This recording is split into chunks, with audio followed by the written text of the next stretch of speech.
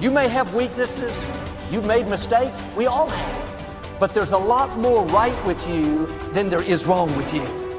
Dwelling on the negative doesn't help you to do better. Beating yourself up for past mistakes doesn't move you forward. The better you feel about yourself, the better you'll do. The more you like yourself, the further you'll go. You can't give away what you don't have. If you're in turmoil on the inside, mad at yourself, critical, condemned, that's what you have to give. Love is not something that you do. Love is something that you can become. It's your quality. If your mind is in a certain way, it's joyful. If your emotions are in a certain way, it's loving. This is the quality of sweetness of body. If your body becomes sweet and pleasant, it's called health and pleasure. If your mind becomes very pleasant, it's called peacefulness and joyfulness. If your emotions become pleasant, it's called love and compassion. If your very life energy becomes pleasant, it is called blissfulness and ecstasy. Only if your surroundings become pleasant, it's called success. In Buddhism, they say replace any negative thought immediately with a positive thought. And the neuroplasticity says the same thing, because neuroplasticity is amazing, but it can be bad. If you have a breakup and you obsess about the person, you're wiring that deeply into your brain.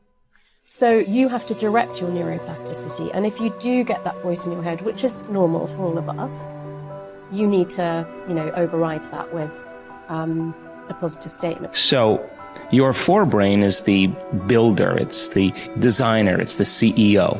And when you begin to speculate possibilities, when you start to think about a better way to do something, or something you want to experience, or something you want to do, or some future event, it's an amazing phenomenon, because researchers are beginning to show that not only do we remember a past, but the brain actually can remember a future. And so how does it do that? Well, because the forebrain has connections to all other parts of the brain, it can take a little bit of that knowledge from a specific neural network and a little bit of experience and another neural network of knowledge and another neural network of experience, and it can seamlessly piece it together to create a new level of mind. And then your brain gets a picture or an image, and then you transfix your mind on that image, and those neurons string into place that begin to fire and wire together. And every time you remind yourself of what you want to experience, you're reinforcing the circuitry in your brain to begin to install the hardware for you to actually experience that future event. In other words, the brain already looks like it's already had the event. Now that's super cool, because it really says then that we're remembering a future potential. The imagination is the most marvelous, miraculous, inconceivably powerful force that the world has ever known. And the average individual uses the imagination, if they use it at all, against themselves. They imagine what they don't want. They imagine problems coming. Let's begin to use our imagination the way God meant it to be used. It's the greatest creative faculty that we possess, and we can build anything we want with. The mind is very strong, and one of the things the mind does is develop methodologies or ways of thinking that let it interact with life and not get hurt and be more comfortable.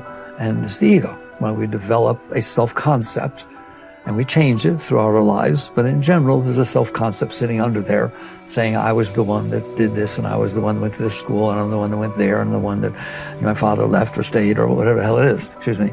And basically, all of this unfolds, and you end up developing patterns of thinking based upon the experiences you've had, all right? And what I'm saying, at least certainly in my experience, is that's not what makes you wake up. That's what keeps you from waking up, all right? The fact that you're identifying with these past experiences and saying that's who I am, well, it's not who you are. You are watching your ego, you see it get upset, you see it fix things, you see it have concepts and views and et cetera, and even you're obviously very intelligent, you can use your intellect to support the ego, to support that, and so on, right? Man's greatest burden is unfulfilled potential. Man's greatest burden is unfulfilled potential. And I say, when I look at the audiences, And I know that maybe only 1% are going to achieve their potential. Not fully. I still haven't fulfilled my potential, but unfulfilled potential is man's greatest burden. And it breaks my heart because I know what you kids are capable of. I know I've had kids with 80 IQ to 180 IQ that I mentored that have done big deals. Actually, the 80 IQ did better than the 180 IQ. Okay, and I know what they're capable of, and I know how 10 million or 100 million or whatever the number is changes lives, and then all of a sudden, you know, you believe that you can walk on water. You believe that you can take a loaf of bread and feed however many he was supposed to have fed, and make water into wine. And when you believe it, see, the true test of a leader is when you've trained other people to be leaders. It's in you, kids. I mean, you can do it if you want it bad enough, and you stay focused and you're willing to maintain that commitment. I have to go become more confident. I have to go become a person capable of doing these things. I have to change myself to get there. I can't wait for circumstances to change so I can have my dream. Then our dreams would never happen. We have to get to the point of maturity in our lives where we say, okay, 2 things are going to change my life. Something new is going to come into my life and make me lucky and blessed. And maybe I can't count on that forever. And maybe now instead I have to consciously design my life and say, okay, now if I want to change, if I want my dream, something new has to come from me. I'm going to become a better person. I'm going to become a person who is more optimistic, who is more confident, who is more driven. Not because I am that now, but because we can grow.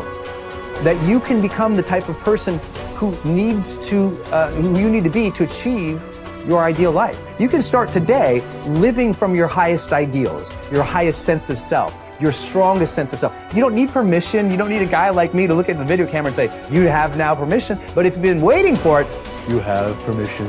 It's like at some point in your life, you just say, okay, I have permission to become my best self. And by becoming your best self, you start to achieve your best things. You start to contribute better things. You start to become a better human being. You can do that now, today. So next time you're thinking about a big dream, don't think about the things that, well, I don't know how to do that, and stop. Think, I don't know how. So set it up on your calendar to go learn those things. I don't have that, then set it up step by step to go build that. I'm not like that, then set it up step by step to go develop those skill sets and those competencies so you can become that, and ultimately you can achieve that dream. It's there, it's waiting for you. Don't stop. We are what we repeatedly do. Excellence then is not an act, but a habit. You are your most valuable asset. Your life, your potential, and your possibilities are the most precious things you have. Thus, your great goal in life should be to fulfill that potential and become everything you are capable of becoming. Your ability to learn, grow, and fulfill your potential is unlimited. Today, people are graduating from high school and college in their 70s, learning new subjects and developing new capabilities. Your ability to learn and remember can continue throughout your life if you keep your brain alive, alert, and functioning at its best. Your most precious financial asset is your earning ability. Your ability to work is your primary source of cash throughout your life. You could lose your home, your car, your bank account, and everything you own, but as long as you have your earning ability, you can earn it all back, and more, in the months and years ahead. Your biggest investment, most people don't realize this. They take their earning ability for granted. But it has taken you your entire life to develop your earning ability. Every bit of education, experience, and hard work that you have invested in learning your craft and developing your skills has gone into building this asset. Your earning ability is very much like a muscle. It can increase in strength and power year by year as the result of regular exercise. Likewise, the opposite is true too. If left alone or ignored, your earning ability, like your muscles, can become weaker or even decline because you have simply failed to upgrade it continually. In other words, your earning ability can be either an appreciating or a depreciating asset. What got you here won't get you any further. Some people are actually losing value each year, declining in earning ability because they are not continually upgrading their knowledge and skill. They don't realize that whatever knowledge and skill they have today is rapidly becoming obsolete. It is being replaced by new knowledge and skills that, if you don't have them and someone else does, you will be in danger of being overtaken by your competition. The achievement of personal excellence is a decision you make, or that you fail to make. But in the absence of a commitment to excellence in your chosen field, you automatically default to average performance, or even mediocrity.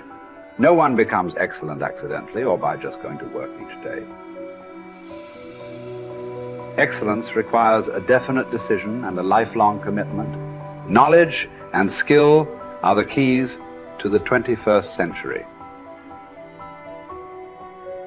Becoming the best person you can possibly be and moving to the top of your field require the application of self-discipline throughout your life. Mental fitness is like physical fitness. If you want to achieve either, you must work at it all your life. You can never let up. You must be continually learning and growing, every day, week, and month, throughout your career and in other areas of your life. If you're going to join the top 20% and stay there, to earn more, you must learn more. Abraham Lincoln once wrote, "The fact that some have become wealthy is proof that others may do it as well." What others have done, you can do as well. If you learn how, everyone who is at the top was once at the bottom.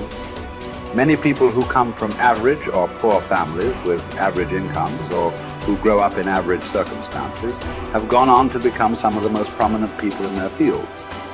And what hundreds of thousands and even millions of other people have done, you can do as well. Was philosopher Bertrand Russell once wrote that the very best proof that something can be done is that someone else has already done it.